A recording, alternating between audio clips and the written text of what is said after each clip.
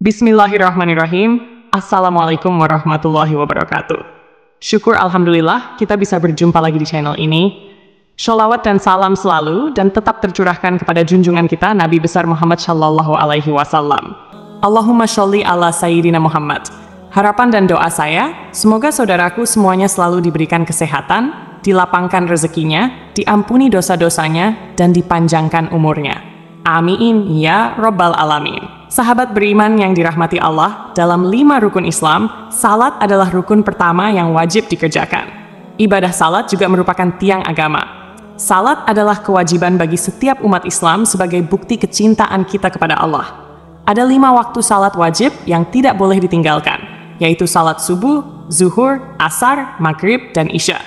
Jika ditinggalkan, maka akan mendapatkan dosa besar. Meskipun berada dalam kondisi yang tidak memungkinkan, salat adalah hal yang wajib dikerjakan. Meskipun tidak bisa berdiri, maka dibolehkan untuk duduk.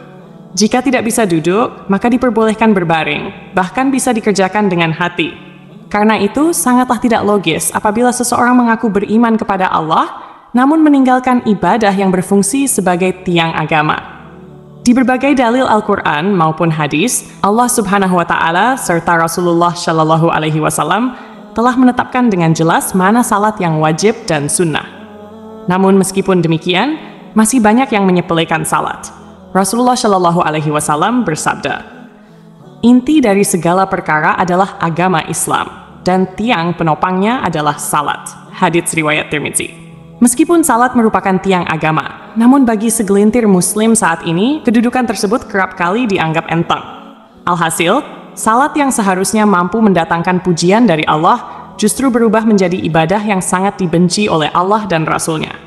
Bagaimana tidak, esensi utama dalam salat adalah mencari ketenangan dan kekhusyukan. Mengerjakan salat harus dengan ketenangan dan kekhusyukan, atau yang biasa disebut dengan tumakninah. Salat tanpa tumakninah bisa menghilangkan ruh dari salat itu sendiri. Parahnya, salat yang seperti cacing kepanasan atau terburu-buru tanpa menyertai tumakninah sering terjadi di sekitar kita. Ada hadis yang perlu kita ketahui, di mana Rasulullah pernah mengibaratkan orang yang salat tanpa tumakninah sama dengan kejahatan seperti seorang pencuri. Rasulullah Shallallahu Alaihi Wasallam bersabda, "Sejahat-jahat pencuri adalah orang yang mencuri dari salatnya." Para sahabat bertanya, "Wahai Rasulullah, bagaimana dia mencuri dari salatnya?" Beliau menjawab, "Orang yang tidak menyempurnakan rukuk dan sujudnya." Hadits riwayat Ahmad. Kondisi yang dijelaskan dari hadis ini ternyata berangkat dari pengalaman Rasulullah bersama para sahabat. Hari itu, setelah Rasul selesai salat berjamaah, tiba-tiba seorang laki-laki masuk ke dalam masjid dan langsung mengerjakan salat sendirian. Anehnya, ketika salat, laki-laki itu melakukan gerakan rukuk dan sujud tanpa disertai jeda. Melihat hal itu, Rasulullah kemudian berkata di hadapan sahabatnya, "Apakah kalian menyaksikan gerakan salat laki-laki tersebut? Barang siapa yang semasa hidup melakukan salat seperti itu, maka dia meninggal tidak dalam keadaan Islam." Tak berhenti sampai di situ, di hadapan para sahabatnya, Rasul juga mengatakan bahwa model ibadah seperti itu ibarat burung gagak yang sedang mematuk darah, atau seperti orang lapar yang hanya makan sebutir atau 2 butir biji kurma tanpa pernah merasakan kekenyangan. Dalam buku Agar Sholatmu Makin Khusyuk, karya Syekh Muhammad Sholeh Al-Munajid, dijelaskan bahwa salah satu dosa orang yang mengerjakan salat adalah tidak memperhatikan rukun salat, yaitu tumakninah. Memang, tidak ada yang bisa menyangkal bahwa perkara diterima atau tidaknya suatu amalan hanyalah ketentuan Allah Subhanahu wa Ta'ala.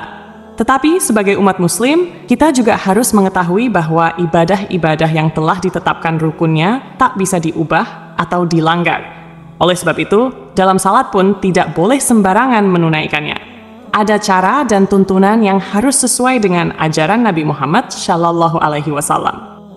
Dalam suatu hadis, Rasulullah Shallallahu Alaihi Wasallam bersabda, "Sesungguhnya, pertama kali yang dihisab atau diminta pertanggungjawaban dari segenap amalan seorang hamba di hari kiamat kelak adalah salatnya. Bila salatnya baik, maka beruntunglah dia. Namun, bila mana salatnya rusak, sungguh kerugian akan menimpanya." Rajin menjalankan salat tentu merupakan hal yang sangat baik dan mulia, namun tidak serta-merta menjamin seseorang menjadi hamba yang dekat dengan Allah Subhanahu wa Ta'ala. Lalu, Siapakah orang-orang yang rajin salat, namun justru jauh dari Allah? Dan seperti apa ciri-cirinya? 1. Orang yang lalai dalam salat.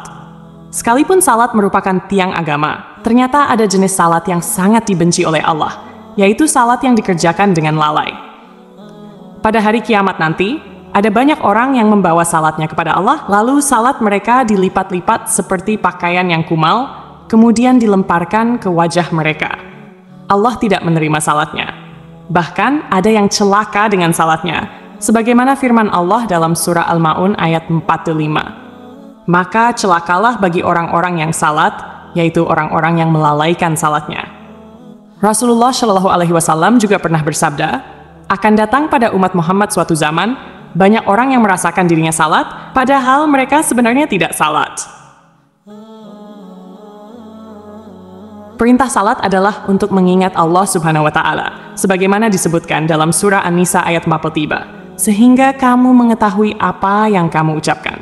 Yang dimaksud lalai adalah tidak mengetahui maksud apa yang dibaca dan dikerjakan dalam salat, atau tidak memperhatikan syarat, rukun, dan ketentuan-ketentuan lainnya. Akibatnya, yang diperoleh hanyalah kelelahan tanpa pahala. Rasulullah Shallallahu Alaihi Wasallam bersabda, berapa banyak orang yang salat, keuntungan yang diperoleh hanyalah payah dan letih. Salat seperti ini tidak akan menambah dekat kepada Allah, bahkan bisa menjauhkan.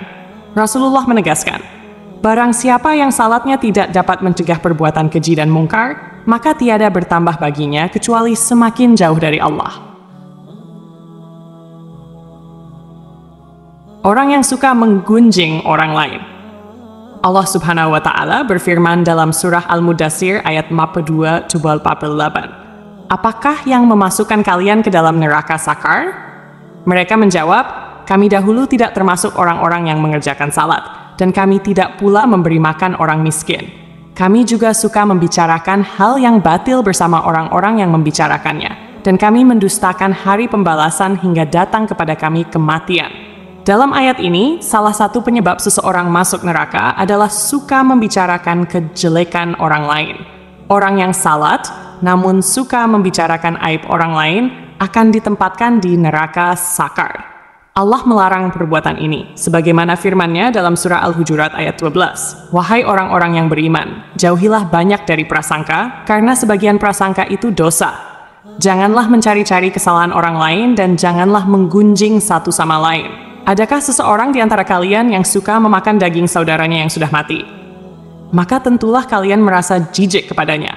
Bertakwalah kepada Allah, sesungguhnya Allah Maha Penerima Taubat lagi Maha Penyayang. 3. Orang yang acuh pada sesama. Allah Subhanahu wa Ta'ala berfirman, sesungguhnya aku hanya akan menerima salat orang-orang yang merendahkan dirinya karena kebesaranku, menahan dirinya dari hawa nafsu karena aku, dan mengisi sebagian waktu mereka untuk mengingatku. Orang yang acuh pada sesama, tidak peduli terhadap kebutuhan orang lain, atau hanya fokus pada dirinya sendiri, menunjukkan bahwa esensi salat belum diterapkan dalam kehidupannya.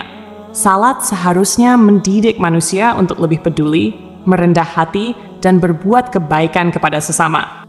Siangnya untuk berzikir kepadaku, melazimkan hatinya untuk takut kepadaku, tidak sombong terhadap makhlukku, memberikan makan kepada orang yang lapar, memberikan pakaian kepada orang yang telanjang, menyayangi orang yang terkena musibah, serta memberikan perlindungan kepada orang yang terasing. Kelak, cahaya orang itu akan bersinar seperti cahaya matahari. Aku akan berikan cahaya ketika dia dalam kegelapan, aku akan berikan ilmu ketika dia tidak tahu. Aku akan lindungi dia dengan kebesaranku, dan aku akan suruh malaikat menjaga dirinya. Jika dia berdoa kepadaku, aku akan segera menjawabnya. Dan jika dia meminta kepadaku, aku akan segera memenuhi permintaannya. Perumpamaannya di hadapanku adalah seperti perumpamaan surga Firdaus.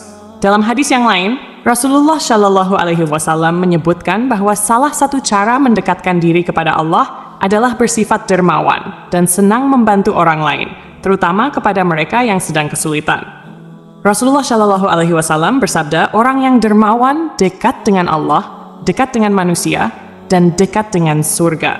Sedangkan orang yang bakhil atau pelit jauh dari Allah, jauh dari manusia, dan dekat dengan neraka. Orang yang dermawan, insya Allah, akan menemukan kenikmatan di dalam salatnya.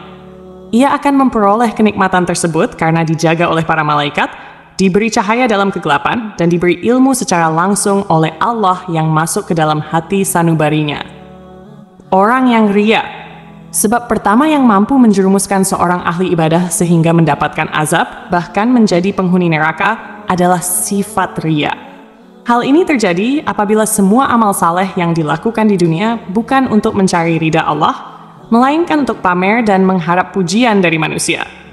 Allah Subhanahu wa Ta'ala berfirman, "Sesungguhnya orang-orang munafik itu menipu Allah, dan Allah akan membalas tipuan mereka.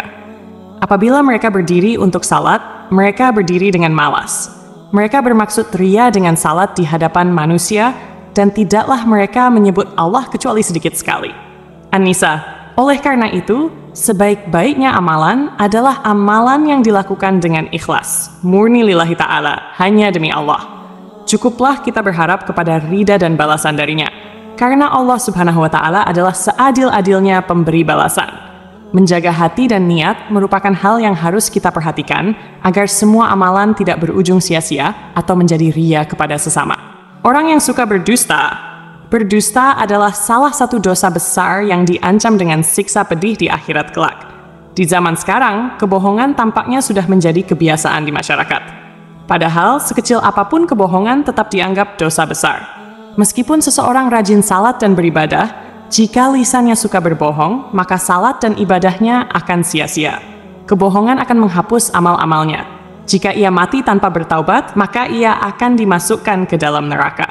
Allah Subhanahu wa Ta'ala berfirman, "Sesungguhnya yang mengada-adakan kebohongan hanyalah orang-orang yang tidak beriman kepada ayat-ayat Allah, dan mereka itulah orang-orang pendusta." Berenah Aisuta, berbohong adalah salah satu ciri dari golongan orang-orang munafik. Oleh karena itu, kita sebagai umat Islam wajib menjauhi tindakan dusta, karena hal itu dapat menyengsarakan kita di dunia maupun di akhirat. Semoga kita termasuk golongan orang-orang yang rajin salat dan dekat dengan Allah Subhanahu wa Ta'ala, sehingga kita mendapatkan ridhanya dan menetap di surganya kelak. Amin ya Rabbal Alamin. Demikian yang bisa saya bagikan, semoga bermanfaat untuk kita semua. Wassalamualaikum warahmatullahi wabarakatuh.